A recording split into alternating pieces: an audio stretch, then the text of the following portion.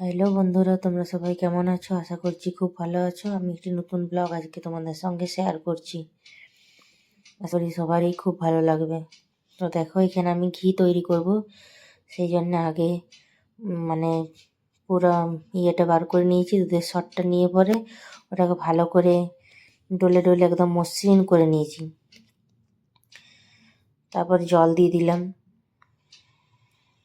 তারপরে জল দেওয়ার পরে ইয়ে করলাম আর কি, ছেঁকে ছেঁকে তুলে নিলাম।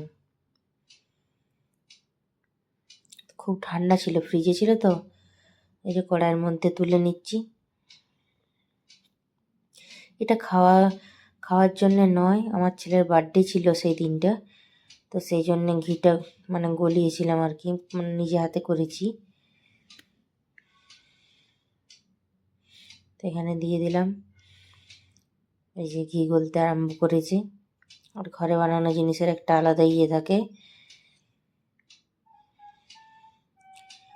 তো ছেলেকে ভাত দিয়েছিলাম, তো টাটকা ঘি ঘরে বানিয়ে পরেই ভাত দিয়েছিলাম খেতে।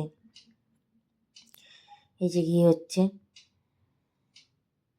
কি সুন্দর কালারটা হয়েছে, তাই না?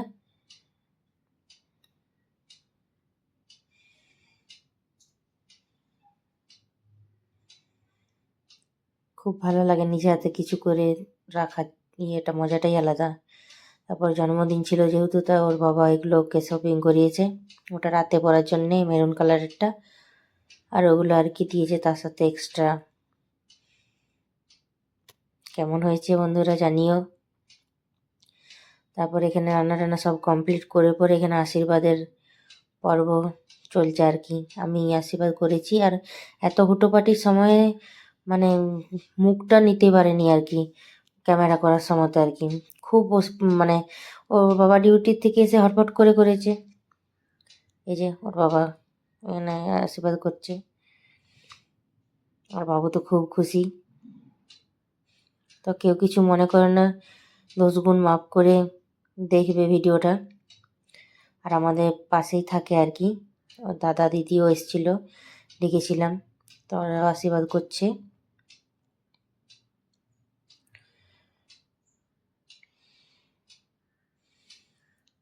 খুব খুশি বাবুও, দাদাও খুব খুশি। কারোকে ডাকলে তো তার মনে একটা আলাদা আনন্দ হয় যে আমাকে ডেকেছে আশীর্বাদ করার জন্য, এটা এটা অনেক বড় পাওয়া হয় তার কাছে। অনেক আশীর্বাদ করছে, ভালো মানুষ হও, ভালো থাকো। তারপরে এই যে দিদি আশীর্বাদ করছে।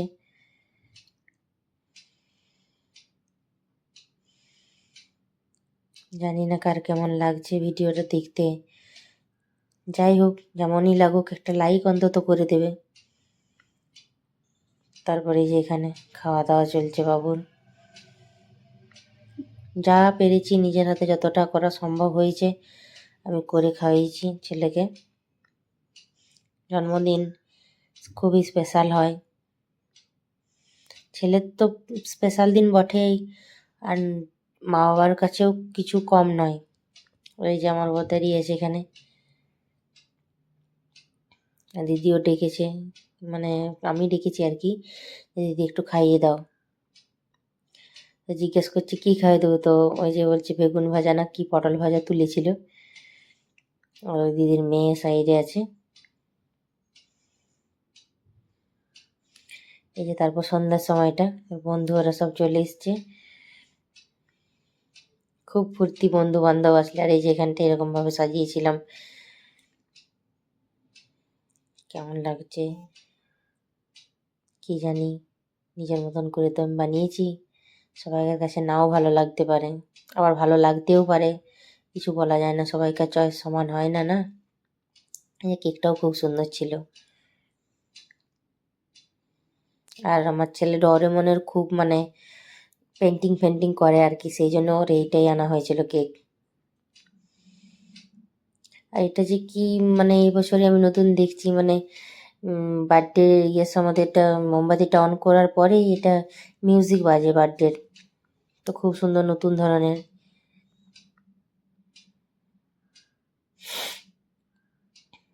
আর এই যেখানে আমার সেলিব্রেশন চলছে।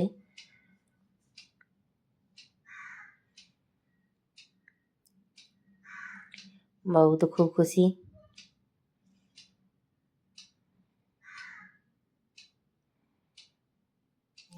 আর ছোট বাচ্চা তো, তাই আমিও একটু ধরেছিলাম, নাহলে পারবে না।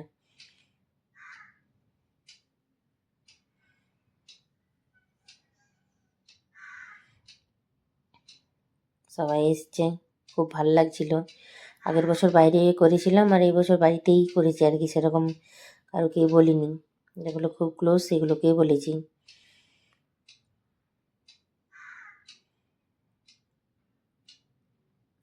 আর যেখানে কি হয়ে গেছিলো, মানে ওর তো 6 ইয়ার হয়ে গেছে কমপ্লিট, তো মোমবাতিটা আর কি ইয়ে হয়ে গেছিলো, বন্ধ হয়ে গেছিলো।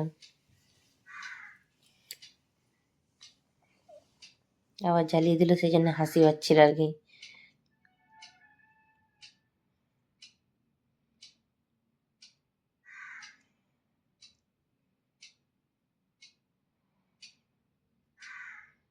বলো না আবার।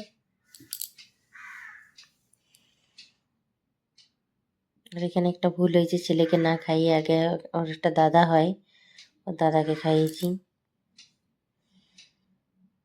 যাই হোক, বাচ্চা তো নিজের পরে সবারই সমান, নিজের ছেলেও ছেলে, পরের ছেলেও ছেলে তো।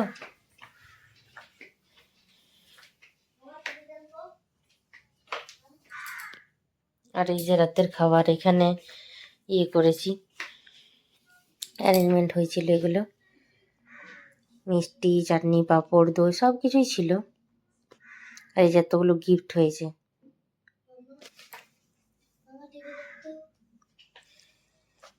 আর এই যে সকালবেলাতে এখানে গিফটগুলো আনন্দ করে খুলছে, যে কি কি গিফট পেলাম।